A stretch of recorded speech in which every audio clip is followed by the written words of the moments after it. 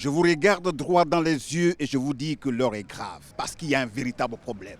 De quel problème s'agit-il? Il s'agit de notre santé. Être en bonne santé est la meilleure des choses que souhaite tout Ivoirien.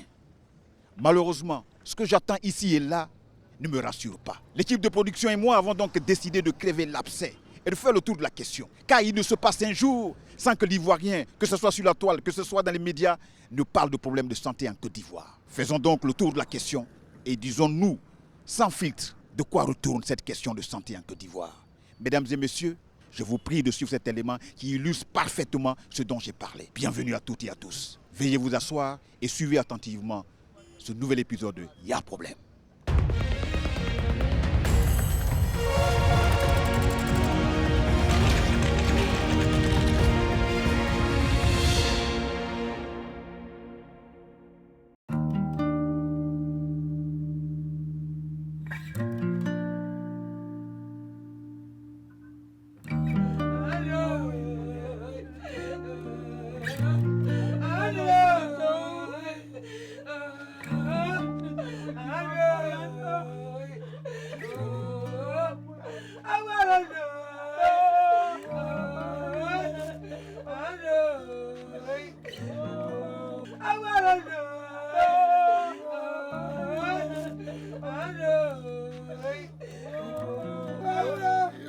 Une histoire qui donne froid dans le dos et qui semble sortir tout droit d'un mauvais scénario de film d'horreur.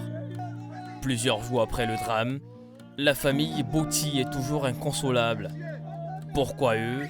Pourquoi leur fils, leur neveu, leur cousin a-t-il été précipité vers la tombe sans qu'aucune main n'ait pu le rattraper?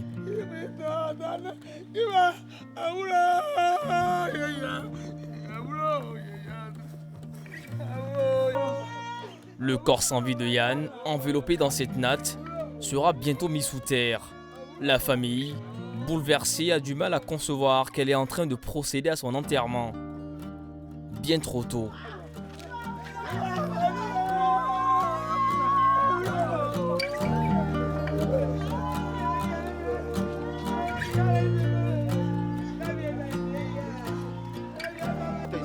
Pas ta maison. Yano! Papa, il m'a joué. Voilà. Il m'a joué Maracana. Eh, Mikael, viens tout de suite là. Ça petit, t'as chié.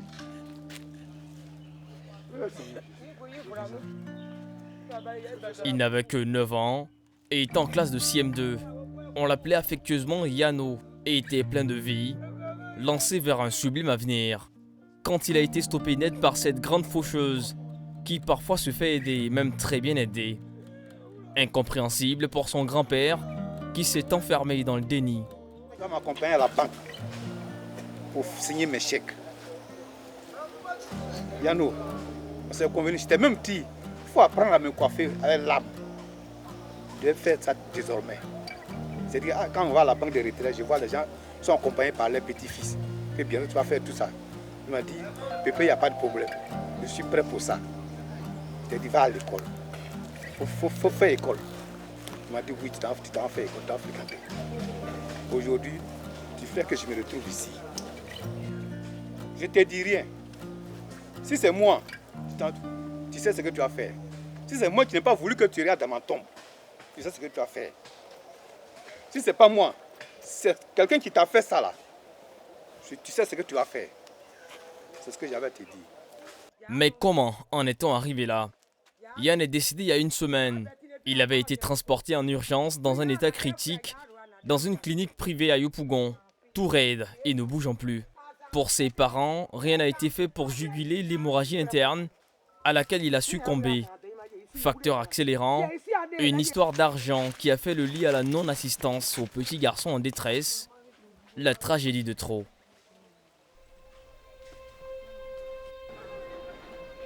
Les faits se sont déroulés dans le quartier Académie, dans la commune de Yopougon. Yann vient de tomber du 3e étage d'un immeuble. Sur le coup, le petit est transporté dans une clinique de proximité. Les graves lésions dont il souffrait nécessitent une prise en charge immédiate. Mais pour la clinique, elle doit réaliser son chiffre d'affaires. Oui, les soins seront probablement administrés, mais d'abord il faut remplir la caisse. Il a été réclamé un droit d'admission à l'établissement qui s'élève à 15 000 francs CFA. La somme est vite soldée par un bienfaiteur. Mais l'enfant, dans un état critique, ne sera pas traité en urgence. Les minutes qui vont s'écouler vont tristement rendre la suite tragique. Et le coup 2 fois plus dur pour la tante du défunt, Noël, elle qui dépeint un triste tableau du système de santé ivoirien. La médecine est négligente. Elle est très négligente, très négligente. Ils sont fous de la vie des autres. Peut-être bon, comme eux, quand ils ont certains bobos, ils vont se soigner à l'extérieur du pays. Donc ça ne les intéresse pas. Notre vie ne les intéresse pas.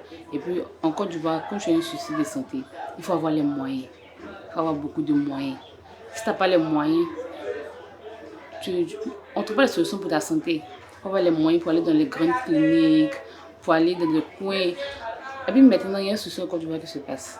Dans les grandes cliniques, on demande une caution. C'est une maison. On demande une caution avant de toucher un corps. Est-ce une maison? Je suis désolée sur ce point. Comment demander une caution avant de toucher quelqu'un qui est en difficulté? C'est un gros problème qui est là. Donc si un malade se lève et va à l'hôpital, qui n'a rien su, il va expliquer son cas à l'hôpital pour dire je ne me sens pas bien, j'ai test, j'ai ci, j'ai ça. Et on lui demande une caution, il va mourir parce qu'il n'est pas venu avec quelqu'un.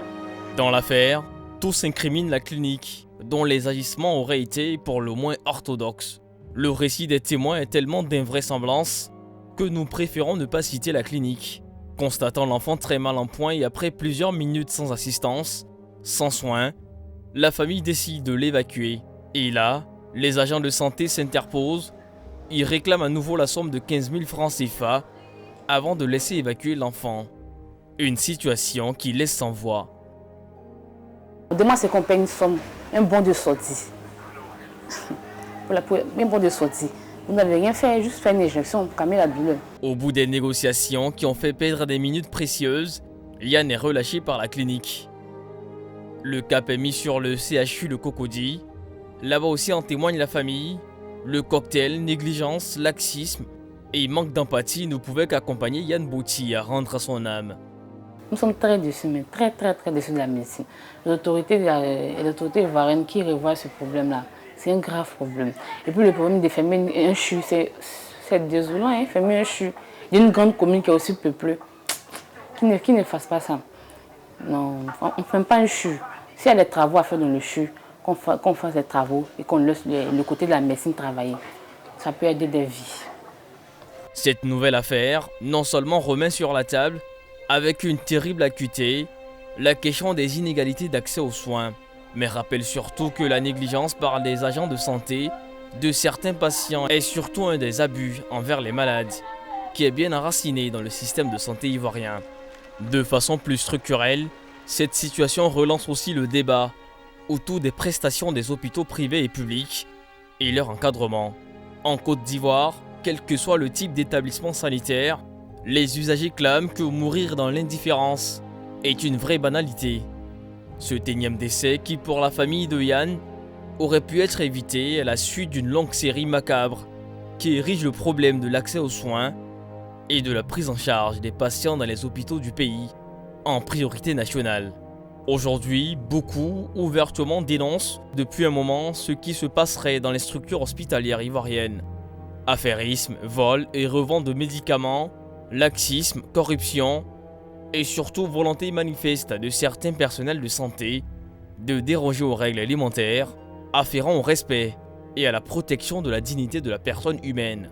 Des tableaux différents que nous allons vous dépeindre, allant des manquements des personnels hospitaliers aux autorités étatiques qui veulent obtenir des résultats satisfaisants sans y mettre les moyens, en n'occultant pas bien sûr l'importante part de responsabilité des populations qui elles aussi ne sont pas du tout irréprochables. Enquête sur cette situation considérée comme la principale plaie du système de santé ivoirien. Et oui, il y a problème.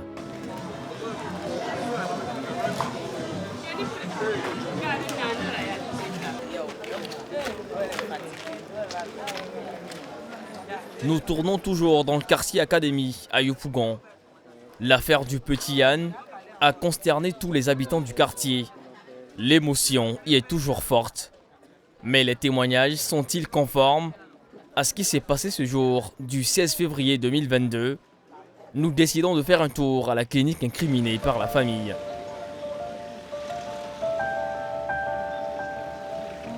Selon les informations recueillies ça et là, beaucoup accusent la dite clinique d'avoir des pratiques non éthiques de la médecine. Pour vérifier ces spéculations et en savoir plus sur l'affaire Yann Bouti, nous infiltrons la clinique avec une caméra discrète. Premier constat, une clinique que l'on croirait à l'abandon. Nous inquiétons actuellement sur un sujet où la clinique serait incriminée. Donc nous inquiétons justement sur ça et on aimerait en parler avec une personne ressource ou soit responsable en fait de la clinique. Merci beaucoup madame.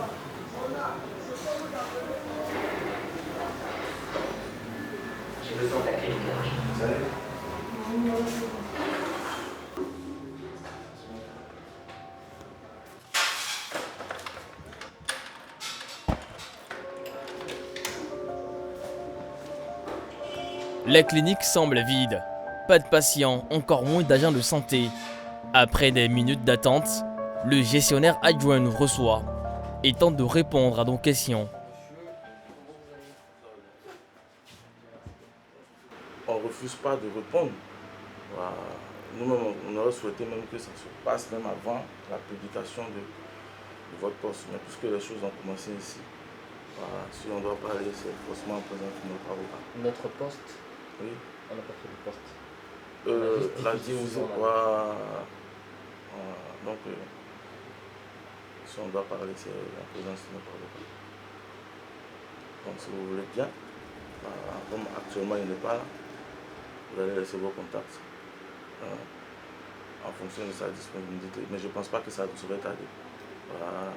C'est juste le temps de lui dire que vous êtes passé. Et il va nous dire, bon, demandez-le de venir soit demain ou après-demain. Et puis voilà, on va en parler. Vous ne voulez parler qu'en présence de votre avocat. Comment? Vous ne voulez parler qu'en présence de votre avocat. Oui. Il n'y a pas de problème. On va s'échanger les contacts alors. Okay. La clinique est formelle. Elle ne veut parler qu'en présence de son avocat. Et la quête d'avoir sa version sur cette affaire n'aura jamais de suite. Mais une chose est certaine, le petit Yann est décédé. Et test dans des conditions proprement inhumaines. Le sujet fait déjà le tour de la ville. Et cela suscite l'émoi sur la toile. Et la clinique en est consciente. Mais pourquoi autant de situations troubles? Les cliniques privées ont-elles perdu tout sens d'humanité? Le sermon d'Hippocrate serait-il aux oubliettes?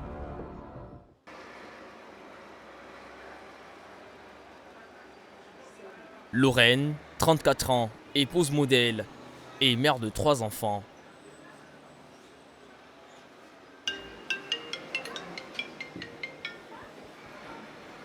Allô?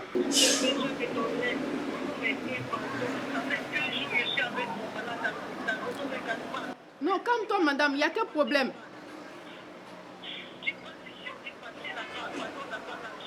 Oui.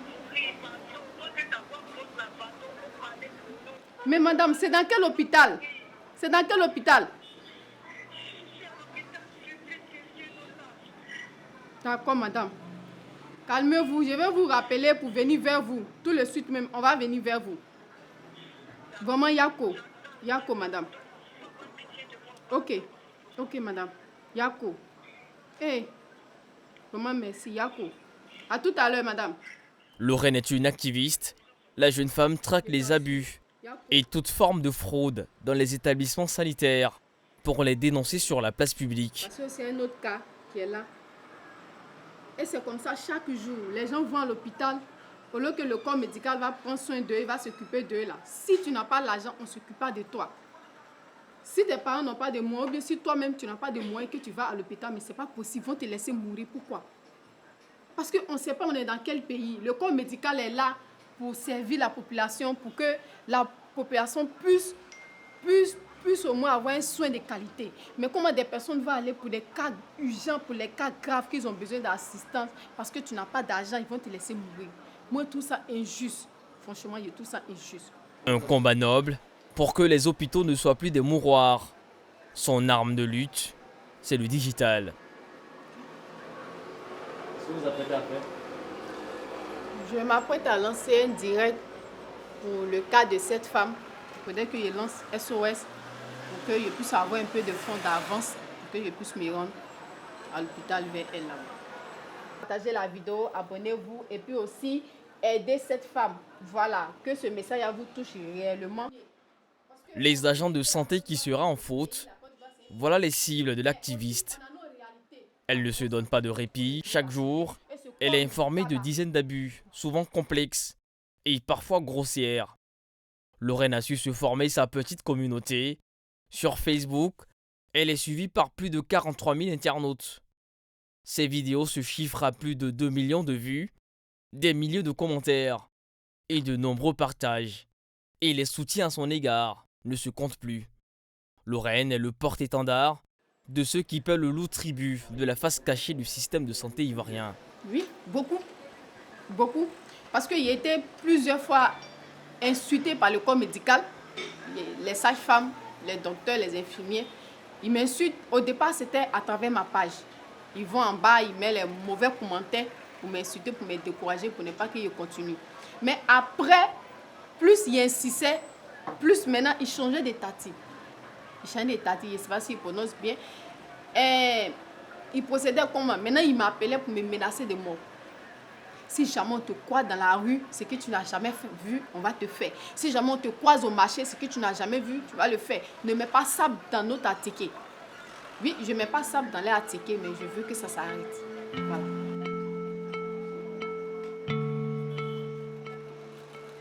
Si Lorraine mène ce combat, c'est parce qu'elle est elle-même une victime. Elle soutient avoir été 2 fois victime du laxisme des services hospitaliers, ce qui a failli mettre fin à sa vie. Aujourd'hui, elle dit ne plus faire confiance au système de santé ivoirien. Tu vois, papa, ce qui m'a amené à faire ce combat, c'est sur l'accouchement de Brian. Parce que je suis partie accoucher le jour-là, le 2006, 10 mars 2006, je suis partie accoucher. Arrivé là-bas parce que il a utilisé indigène, il a bu kaolé avant de partir. Les sages-femmes m'ont abandonné sur les lits. Quand ils m'ont déshabillé, quand ils m'ont vu que j'avais bu du kaolé, ils m'ont déshabillé. Il était petit, 24 ans. Et puis c'est mon premier enfant. Je pensais qu'elle aurait dû m'expliquer que la prochaine fois, il ne faut pas utiliser kaolé avant de venir accoucher. Elles ne m'ont pas dit ça, elles ont commencé à m'insulter. Et puis elles m'ont laissé là. Quand je vais uriner, elles me laissent, je descends tout ce du lit pour aller uriner. Et je reviens, je remonte. Arrivé à un certain moment, je ne pouvais plus descendre. J'ai commencé à crier. Je vais accoucher. Elle me dit non mais il ne faut pas accoucher, hein, que si tu forces, que tu pousses là, tu vas déchirer ton col. Pendant ce temps, elles sont assis dans les petits bureaux, en train de parler de mon mari a fait ceci, ma belle-mère est venue hier, elle a fait ceci, elle a fait cela. Et c'est quand l'enfant a commencé à venir, quand il a commencé à pousser, l'enfant a commencé à sortir. C'est là qu'elles sont venues. Mais j'aurais dû perdre la vie parce que le lit là, c'était les lits. C'est les lits même qu'on ne doit pas utiliser pour accoucher parce qu'il n'y a pas de cale. Je pouvais tomber. Je pouvais perdre la vie. Lorraine a pu s'en sortir. Et c'est bien grâce au soutien de sa famille. Elle porte en elle les séquelles de ce qu'elle considère comme de lourdes épreuves. Et elle trouve que le seul moyen de cicatriser ses plaies est de porter assistance aux personnes que le système de santé marginalise.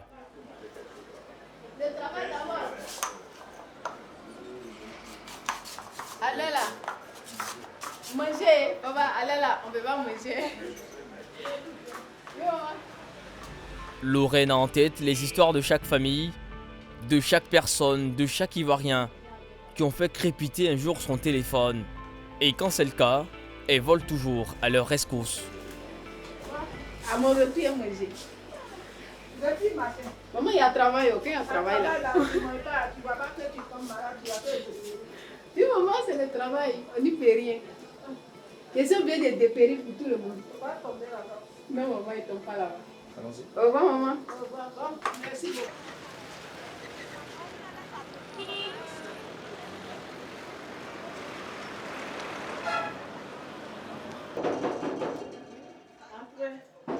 Lorraine peut recevoir souvent près d'une dizaine de plaintes par jour. Aujourd'hui, elle porte assistance à Hortense. Oui, tu peux rentrer s'il vous plaît. La maman est là. Oui, Bonsoir la maman. bonsoir. bonne arrivée. Merci Soyez beaucoup. la bienvenue. Je suis contente de te voir. Merci, merci.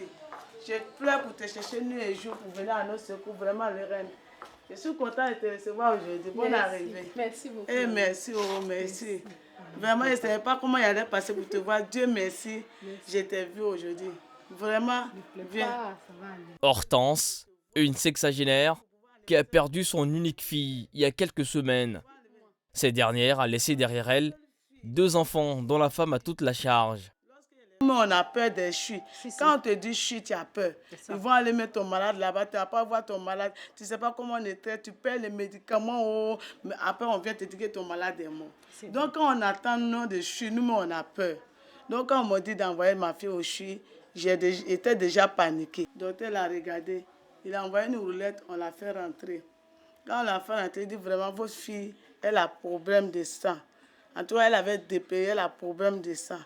Que ici, vraiment, c'est l'affaire de sang qui est problème. Il dit, docteur, il faut sauver ma fille.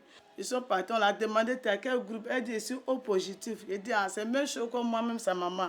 Si ça ne va pas, prenez sang dans moi, donnez à ma fille. C'est ça. Il dit, ça ne se fait pas. Il dit, bon, on fait comment? Il m'a fait un bulletin pour aller payer ça dans les pharmacies. J'arrive là-bas, la dame me dit qu'il n'y a pas ça. Elle prend mon numéro, elle écrit derrière le bulletin, elle dépose. Que quand sur le sang va venir, elle va m'appeler. Il dit, si quelqu'un a problème de sang, il faut intervenir vite. Je suis venu, j'ai vu le docteur, il dit, docteur, il n'y a pas ça. Comment on fait? Ou bien vous allez enlever ça dans moi pour donner à ma fille sauver sa vie. Ou bien d'aller à Tréville, comme ça à Tréville, on cherche ça. Il dit non, chez nous ici, la sang ne quitte pas ailleurs pour venir. Si tu envoies ça d'ailleurs, tu vas prendre responsabilité ici. Je connais quelqu'un qui pour aller prendre responsabilité. Il dit docteur, pardonnez, au secours. Une question de sang qui aurait fait défaut à la fille d'Hortense et causé sa mort. Est-il légitime pour un établissement de santé d'interdire une poche de sang provenant d'un autre établissement? Qu'est-ce qui explique ces périodes de latence dans les cas urgents? Avant de trouver réponse à ces questions, Hortense va nous faire découvrir un nouveau fait suspect. Les premiers versements, c'est 53 000. Lorsqu'il a donné 53 000, ils m'ont donné cette carte-là.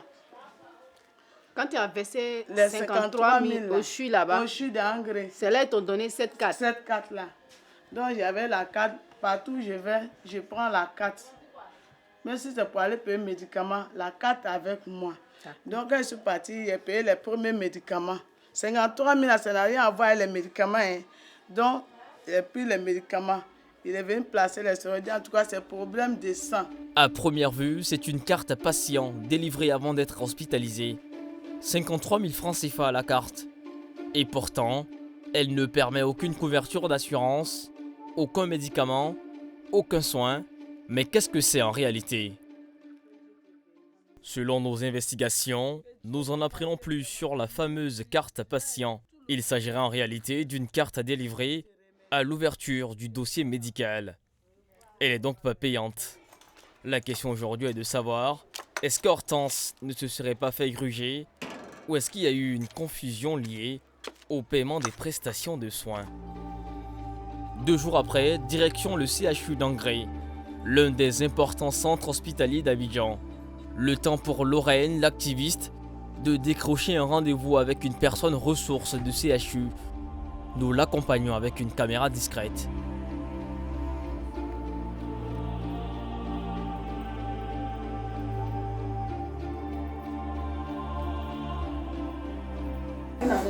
Toi-même, ça t'est arrivé. Et puis tu es ici, là, tu vois aussi les gens qui meurent pour ces genre de choses. Est-ce que ça, là, ma soeur, est-ce que ça, là, c'est pas bien. C'est pas bien. C'est pas bien. Parce que ici, là, nous sommes dans un pays pauvre. On doit mettre certaines dispositions pour nous, les pauvres.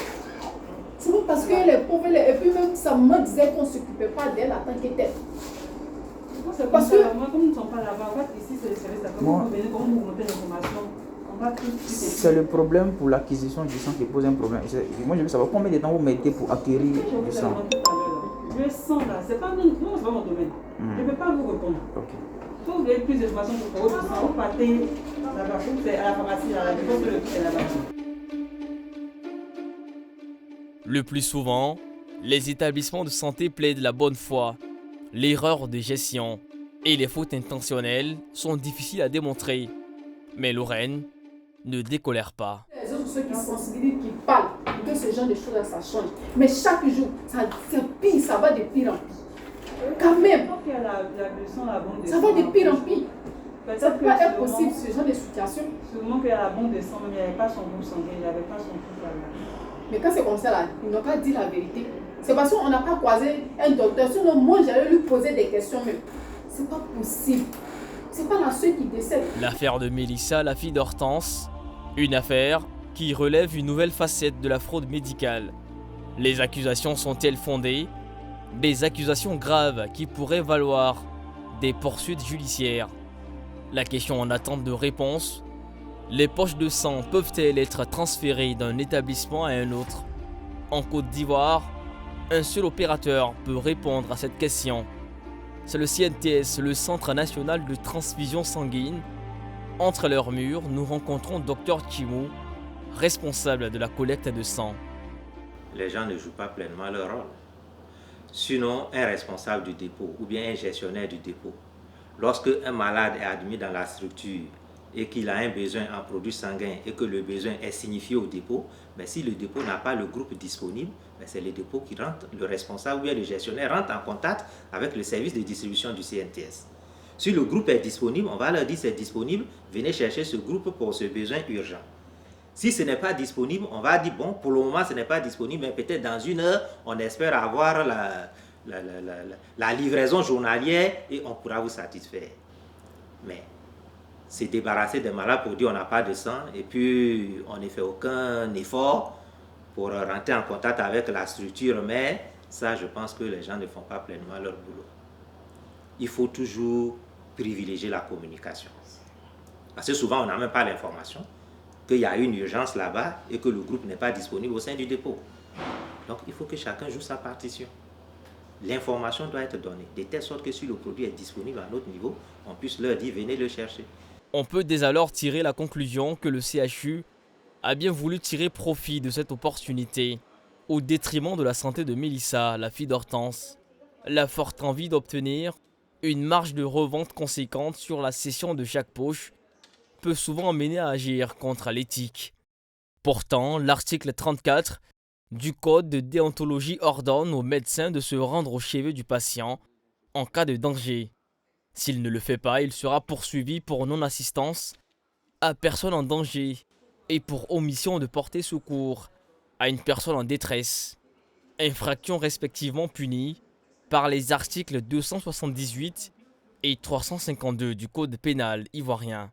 Récemment en Côte d'Ivoire, 5 agents de santé ont été sanctionnés pour des faits de détournement et de corruption à la suite d'investigations diligentées dans 7 établissements sanitaires d'Abidjan en octobre et en novembre 2021 par des équipes de vérificateurs du ministère de la Promotion, de la bonne gouvernance, du renforcement des capacités et de la lutte contre la corruption.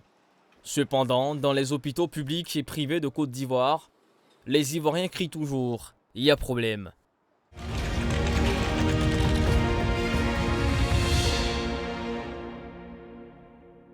À tort ou à raison, une chose est sûre, toute la ville en parle.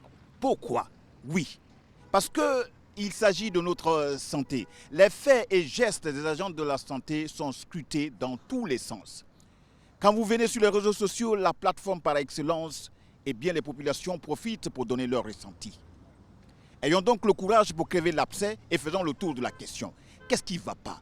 Qu'est-ce qui amène les populations à dire qu'ils ne sont pas du tout contents du système sanitaire de la Côte d'Ivoire? C'est un bonheur pour moi de recevoir donc M. Armand Moreau, qui lui n'est pas du tout content. En face, sinon à côté de lui, Dr Diomandé. Dr Diomandé, merci de répondre donc à notre appel. Vous avez à côté de vous votre frère, Armand Moreau. Armand, qu'est-ce que vous reprochez exactement au système sanitaire de Côte d'Ivoire? Bon, ce que je reproche aux agents de santé, je précise, ce n'est pas eux tous, parce que dans tous les secteurs d'activité, il y a des brebis galeuses. Donc, ce que je reproche aux brebis galeuses, c'est la manière dont ils accueillent les patients, la manière dont ils parlent avec les patients. Voilà, c'est toutes ces choses-là qui m'ont vraiment permis vraiment de pointer le doigt vraiment sur ce problème-là. Il s'agit de quoi? Vous avez été reçu où? Qu'est-ce qui a pu se passer? Bon, d'accord, ça fait aujourd'hui 10 mois que moi-même j'ai été victime. Voilà, j'ai perdu mes jumeaux. J'ai perdu mes jumeaux au CHU de Cocody ici. Voilà. Maintenant, les conditions dans lesquelles j'ai perdu mes jumeaux, c'était déplorable, quoi. La négligence, manque d'assistance, les propos. Quels sont ces propos? D'abord, on vous a dit quoi exactement? Oui, la parole de la sage-femme qui me disait, c'était les jumeaux, il me disait, monsieur, tes enfants, un est décédé, il faut attendre, l'autre va mourir, vous allez prendre pour partie. Quelqu'un qui est déjà sur le choc, il vient de perdre mes enfants, et puis tu viens encore me prolonger cette parole. Vraiment, c'était horrible. Docteur Diomandé, quand vous attendez ça, vous qui êtes un agent de santé, quand vous attendez de tels propos, quels sont vos commentaires? Avant tout propos, je tiens à remercier Live TV de nous permettre aujourd'hui enfin de pouvoir communiquer avec la population. Voilà. Et il faut dire que la population fait partie d'un système de santé dont la part est importante dans son perfectionnement. Il faut dire que dans tous les systèmes de santé, nous avons l'environnement, nous avons les procédures et nous avons les acteurs. Et si l'un des maillons est défaillant, vous êtes d'accord avec moi que le jugement porté sur le système de santé sera préjudiciable. Et c'est ce qui a été victime, mon frère et ami Moreau, dans son parcours de demande de soins. Et il n'a pas été satisfait, il faut le reconnaître. Et nous, les agents de santé, nous en sommes conscients. L'État également est conscient de cette situation. C'est pour cela que nous faisons des efforts. Nous sommes dans un nouveau processus d'amélioration de ces offres de soins-là pour que la population soit satisfaite. Et nous souhaitons que cette situation qui est arrivée à notre frère Moreau n'arrive plus jamais. Est-ce qu'entre vous, agents de santé, vous vous parlez? Quand ce drame est arrivé, est-ce que vous avez eu à échanger? Est-ce qu'il y a eu un moment où vous avez engagé votre responsabilité? Est-ce que vous vous parlez? Dites-moi. Effectivement, nous nous parlons. Et c'est dans ce processus-là que nous avons souhaité communiquer de plus en plus avec la population qui semble ignorer la procédure médicale. Il faut dire qu'en tant que médecin, j'aborde le sujet sans parti pris. Parce que si vous le voyez devant le CHU de Cocody, c'est écrit « Je ne connais ni ta religion, ni ton sexe, ni ta race. Dis-moi ton mal et je vais te proposer des soins. » Et c'est dans cette dynamique-là que nous abordons ce sujet. Il faut dire que l'attitude que mon frère Moreau décrit est chez nous ce qu'on appelle une symptomatologie. C'est la manifestation physique d'un processus interne. Et pour pouvoir juger, comprendre ce processus, il faudrait qu'on ait une démarche scientifique. Et aujourd'hui, tout ce que vous voyez sur les réseaux sociaux, c'est le point de vue, on va dire, entre guillemets, de profane. Parce que n'oubliez pas que la Côte d'Ivoire a été mise à rude épreuve depuis plusieurs années, et ce qui a détérioré la société. Et le système de santé fait partie de cette même société. Et si vous voyez certains agents de santé avoir ce genre d'attitude, il faut dire que c'est une conséquence d'un mal qui est plus profond. Et nous avons débuté des recherches pour qu'on puisse poser le diagnostic étiologique de ces attitudes-là, pour qu'on puisse proposer des traitements qui pourront satisfaire chacun de nous. Docteur Diomandé, notre frère Moreau est venu dans un hôpital parce que ses enfants sont entre la vie et la mort. Ses enfants se trouvent dans le couloir de la mort. Il vient chercher une solution adéquate, définitive. Il ne sait plus où donner de la tête. En face, l'agent de santé qui est censé le rassurer, l'apaiser, lui tient des propos discourtois. Semble ne même pas se préoccuper de la situation qu'il vit. que les conditions ne soient pas réunies pour cet agent de santé, que ceci, que cela. En quoi M. Moreau doit payer le prix de ce qui n'a pas causé? On vient à l'hôpital pour se soigner. Si on ne peut pas me soigner, qu'on me dise des choses capables de m'apaiser. Ce que je voulais dire, c'est que ces genres d'attitudes sont une expression d'un conflit interne. Parce que je ne pense pas que quelqu'un puisse quitter chez lui à la maison, venir exercer son métier de soignant et puis souhaiter le malheur aux patients. Si on constate que ces individus qui sont minoritaires parmi les agents de la santé manifestent ces genres d'attitudes, nous pensons que cela y va d'abord de son éducation. Tous les Ivoiriens ont la même éducation. L'hôpital aujourd'hui, pour la population, semble être le dernier rempart où nous puissions avoir la sécurité. Pourtant, nous devons avoir la sécurité partout où nous nous trouvons. Et aujourd'hui, les uns et les autres deviennent de moins en moins sociables.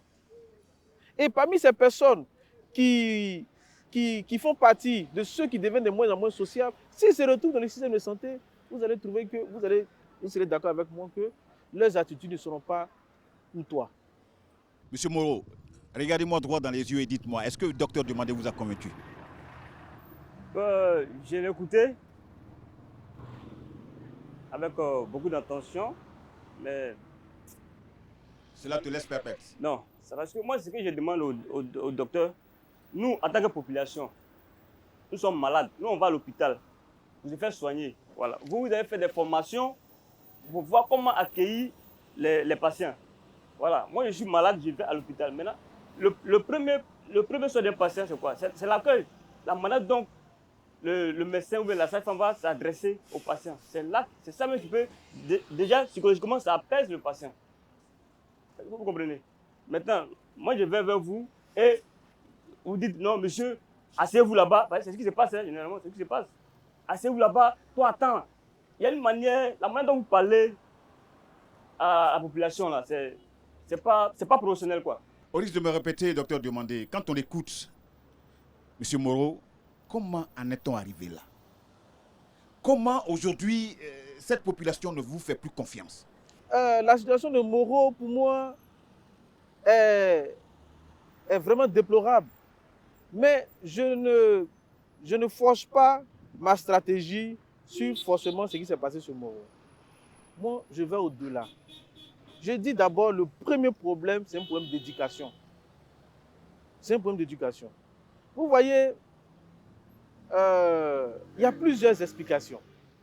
Il y a donné l'explication d'abord intrinsèque. C'est l'éducation d'abord des uns des autres, avant de venir dans la corporation médicale. Le deuxième problème, c'est que la médecine qui avait une part scientifique et une autre part sociologique est en train de se fixer uniquement que sur la part scientifique parce qu'aujourd'hui la technologie devient de plus en plus pointueuse et la relation médecin-patient commence à se détériorer. Oui, vous voyez? Docteur Demandé, quand vous prêtez serment pour dire que vous prenez un engagement vis-à-vis de vous-même, vis-à-vis de la population, de façon théorique, c'est l'engagement que vous avez pris. Maintenant, dans la pratique, c'est autre chose. Quand c'est comme ça, on fait quoi? L'engagement, je vais faire une analogie. L'engagement que vous voyez comme prestation de serment, c'est comme l'engagement de deux mariés quand ils vont à la mairie. Dès lors qu'ils finissent de se marier, un mois après, ils peuvent divorcer. Vous voyez que l'engagement, c'est un symbole. Ça ne veut pas dicter tous les jours le comportement d'un individu. Et le comportement d'un individu, c'est intrinsèque, mais c'est aussi environnemental. C'est relationnel. Lorsque l'acteur de santé, l'agent de santé en Côte d'Ivoire, c'est un technicien, il ne fait que suivre des procédures pour pouvoir atteindre des objectifs. Quand lui, il s'en rend compte que dans ce système de santé-là, il devient de moins en moins décideur. Vous voyez que s'il ne refuse pas de baisser les bras, ce système-là commence à lui échapper. C'est pour cela que je dis non. C'est vrai que nous perdons le contrôle du système. Mais c'est nous chez qui la population vient se confier. C'est nous qu'on voit. C'est pour ça que nous, les médecins, nous avons décidé aujourd'hui de se repositionner. Le sermon qu'Hippocrate a dicté, c'est des siècles avant Jésus-Christ. Mais on se colle aujourd'hui là-dessus parce que c'était plein de sens humain. Oui, ok, docteur Demandé, vous avez décidé de vous repositionner, mais vous allez discuter avec qui pour avoir des débats plus francs pour ce repositionnement dont vous parliez tantôt? C'est la population. Il faudrait que la population nous fasse de plus en plus confiance. Si vous faites quoi pour qu'on vous fasse confiance? C'est ce que nous sommes en train de faire aujourd'hui. C'est la communication. On n'a pas le même niveau de langage. Ce que la population appelle urgence, par exemple, l'équipe médicale n'appelle pas ça urgence. Parce qu'on n'a pas la même diffusion d'urgence. Pour le même médecin qui doit en même temps s'occuper des urgences dans l'hôpital et en même temps des consultations, vous voyez que son temps de présence n'est pas satisfaisant dans les deux situations. Lui, dans son cas, par exemple, le médecin qui devait s'occuper de nos urgences était en même temps en poste au 5e étage. Vous voyez dire, le temps de latence fait que le patient devient quoi? Impatient. Et ça, si déjà tu as une prédisposition en venant à l'hôpital, vous voyez que la moindre étincelle, ça va allumer la flamme. Docteur Diomandé, merci de faire passer le message à vos collègues. Quand les malades, les populations viennent vers vous, ces populations sont en quête d'apaisement, de grâce. Ce n'est pas par pur plaisir qu'on se lève pour venir dans un hôpital. Quand on vient, c'est pour retrouver la paix du cœur. Faites l'effort. Et cet engagement que vous venez de prendre vis-à-vis de la population, je voudrais que, à la fin,